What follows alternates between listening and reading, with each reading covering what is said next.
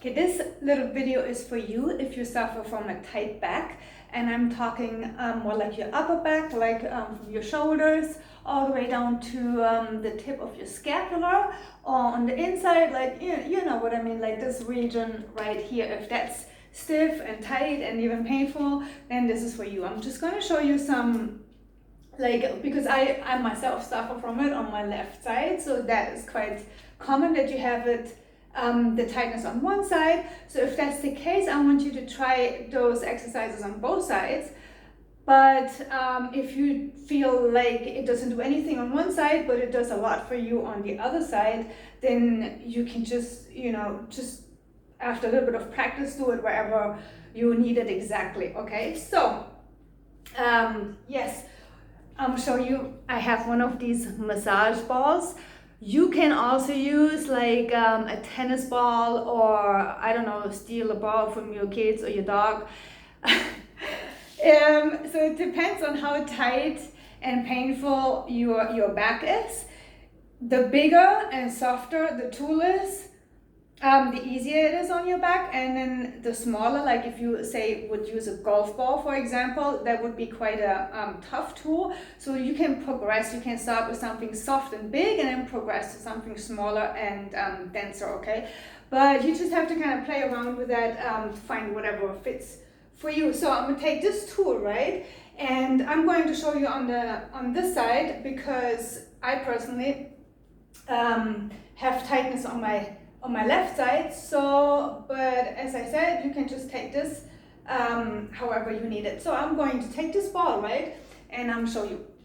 And I'm going to place it right between the wall and kind of here, okay, about this region. And then, well, you always want to make sure that you breathe while you do the releases, right? And that you kind of keep yourself connected. You don't want to just plop into it, right? And then I put it right here, and then I roll around a little bit, okay? Roll around, ball around a little bit with your back on the wall until you hit that ouchy spot where it's like, ooh, right? And when you get to that spot and you find that tender spot right there, okay? You want to stop and keep still, and then you can keep your hands a little bit like this, and then first tilt your head to the other side and then look down, okay? And then you can also look up and look down, and you just keep it there. And it's gonna take about, depending on how tight you are, 30 seconds to 2 minutes until that pain and that discomfort goes away, okay? And then you find another spot. Like you can really literally do that with any muscle. So I, for example, find that for me the spot is right there in the middle. So I kind of now go to the next spot. I roll around a little bit, okay? And find the next spot, and then just stay there, just like this, okay? So you kind of, with those releases, you want to play around, find your spots, and after a while, and you get a little practice with this, you will find that you find those spots quite quickly. You know exactly where they're at, and it's going to take no time, okay? And then what I showed you with this, combining it with a stretch, that's for your levator scapula, and if you look up, you will hit more the upper traps right here. So it depends, it's kind of a little bit different, but those this muscle group right here, levator scapula, and the upper traps are often the tight ones, okay? And also like those little muscles underneath the scapula, and you can get them really nicely with a ball. So then you want to move on. I'm going to come a little closer to show you. So we have, the big pecs, and then we have a pec minor that runs kind of right here. And oftentimes when you are tight in your back, okay, then your pec minor, this one is tight, and if that gets tight, so just imagine it's kind of attaches right here in your shoulders, right? So if this gets tight and it pulls, you can see how it would pull your shoulder forward. So if your shoulders kind of rolled forward and your head is kind of forward, then that suggests that actually your pec minor is tight. So, but it's kind of often the case if you have a tight back, it kind of all is dependent on each other and whatnot, right? So you want to take the ball. So you can do this. I can do this laying down on the floor. It works actually better for me, but I have small boobs. So if you have bigger boobs, probably the wall works better for you. You have to just kind of play around. So you want to put the ball right here around in this area, okay? And then stretch your arm out and lay on the flat on the floor on your stomach or against the wall. Again, same thing, okay? Find the soft spot, the tender spot, and stay right here and relax. Okay, then other side. For me, it's, as I said, it's more this side. So it's the spot right here. I can feel it right here. You just stop and you relax into it and breathe into it. Okay. So now those were the releases. Now we have. I do not have a corner here, but find yourself a corner in your house, right? And I'm gonna just pretend this is a corner, and then you want to put one arm on one wall and the other arm on the other wall, and then you want to just kind of get your chest up, okay? Don't force it, just get your chest up and you feel a nice stretch right here. You can also try to stretch this, but this is a little bit tough, okay? If you want to go flat on the wall and turn around like this, a corner works really, really well. And one of my favorite stretches is if you find yourself a table or something, and then you just kind of step back in a really wide stance for stability, and you go down, and I already feel that cracking, and you just stretch out right here your shoulder and stuff. So after you've done stretches, okay, and releases, you now have calmed down all those muscles that want to take over, right? And because they're always taking over, they're overworking, and that's why they're getting tight, all right? So with these releases and stretches, you calm them down. But the second part is as important, because once you calm down those muscles, you want to wake up those who need to work and say, hey, you're supposed to work. You are the muscles back there that are supposed to support this whole thing. And if they are doing their job, then the other muscles can kind of take a break and stop hurting and being tight, okay? So I like these bands right here. Sometimes they're called pull-up bands. I'm gonna show you a little bit closer. I love those. They come in different strengths and colors. But you can also use like one of those tubes, okay? Whatever you have at hand. But it needs to be kind of some stretchy kind of thing, okay? Now, we want to go shoulder widths, okay? I like to start out against the wall, because if you're against the wall, you already know that you're not going to do any funny thing, because you can feel that contact with your shoulders and your hips, okay? But I would just come a little bit closer, so off the wall, so you can't see it. But as I said, start off standing against the wall. You want to make absolutely sure that your core is connected, okay? So your chest is up and in, you align your rib cage with your hip bone, okay? Take a breath in, expand everything, breathe out. Let everything come up and connect your pelvic floor with your diaphragm, okay? And then keep that connection. So, because what often happens with these type of upper body activation exercises, that people do it and then you see what I'm doing? And then they kind of arch their back, which is a compensation pattern. So you're going to start working your low back instead of your muscles up there, which can then lead to lower back pain instead of upper back pain, or both of it, or even make it worse, okay?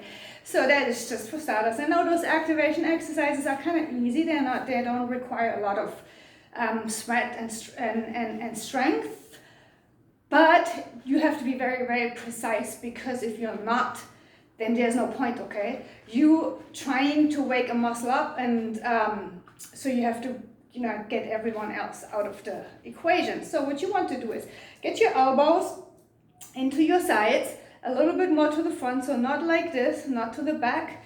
So get a little bit on the front. You hold your band like this, okay? And No death grip. You should not be having a death grip. If you need a death grip, your band is too heavy, okay? So just hold it kind of loosely like this, okay? And then you want to, keeping your elbows in, okay? And your core connected, of course, you want to just kind of move outwards as far as you can. And this is actually really hard. So where should you feel that? You should feel it right there, okay? Right there, in like not your shoulder muscles, but there's a little tiny muscle right here, kind of underneath it, okay? That should be working, and it will be the only one working if you keep this position, okay? Shoulders do not come up, shoulders stay nice and relaxed. You probably need a very light band, okay? So because it's a relatively small muscle that will move this and get activated. It's one of those rotator cuff muscles, okay, subscapularis. So that means that it is not a muscle that has a lot of force output, but it is a muscle that constantly stabilizes your shoulder, okay? And which means if it goes to sleep, you can run into a lot of troubles, like tight back, tight muscles all in your back, and even rotator cuffs and stuff like that can be the consequence. So this one is a nice one. So I would do, 12, it's an activation exercise. You can go up to 20 repetitions, okay? Now, you guys, the same thing. This one is a little bit different band too, but again, you want to, keep your core connected, right? Do not collapse. Do not start arching your back.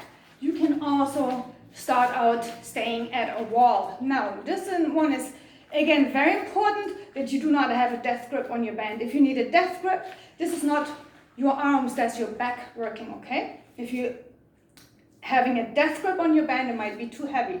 So, palms up, have it kind of lightly in your hand, okay? And then start pulling it. And when you pull it, now I pull it until it touches my chest. So, however, what I'm doing is I'm not using my arms. Well, you do use your arms, of course, a little bit. But if you imagine that your shoulder blades are pulling your arms apart, okay? Just imagine it. Of course, your shoulder blades are not going to pull all the way to here, okay? However, if you think and focus on your shoulder blades, it will be the first to move and it will be the driving force, okay? So, and again, it's an activation exercise, so you want to do about 12 to 20. And you can also do like 2 sets if you like, or 3 sets, especially if you would do this exercise kind of as your exercise routine, especially if you're starting out. Okay, so, and then there is another one. This one is for your upper back, right? Like I said, you want to imagine that you have a pencil between your shoulder blades and you're trying to pinch that pencil, okay? So the last one, this one again, I'm showing you against the wall because, so I don't have to move my camera around a lot. But this one is a lot easier if you do it laying on your back on the floor, okay? And again, whether you're laying on your back or you are against the wall, you need to keep your core nice and connected and make sure you are not compensating by arching your back, okay? So now you want to start out like this in a kind of W position, okay? And then on your exhale, you just move your arms up. And while you move your arms up, you will keep your wrist and your elbow against the wall, okay? So for me, this is really hard one because it requires a lot of shoulder flexibility, okay? And honestly, I've had 10 kids, I breastfed them all, and it's just, whether you breastfeed or not doesn't have any to like feeding a baby, like being hunched over. Then in pregnancy, kind of when everything is like pulling you forward and you kind of get into that, yeah, it just takes a toll. And now I have to work on getting my flexibility back. And so those are the exercises that I do, and they are really great. If you can do those every day. and they will help with this upper back and shoulder tightness. So that is it. There was like a few things you can do, especially for your upper back. Of course, you want to combine this with some more core exercises and so on, but you know, I'm going to just throw out videos every now and then. But this one is kind of close to my heart because I myself have a tight back, especially on the left side, and trying to recover my shoulder flexibility. And I thought I would share that with you guys, what I do and what helps me and actually keeps me pain-free. Like if I do these exercises, just this, and there was a lot of talking, so if there's no talking, it takes me 10 minutes, literally 10 minutes. If I do that every day, I'm totally pain-free, like, yes, it just takes a lot of, a little bit of effort and dedication, and I am guilty myself with kind of not doing it, and then I end up like, ooh, oh, this hurts, oh. So, yes, let me know what you think, and also let me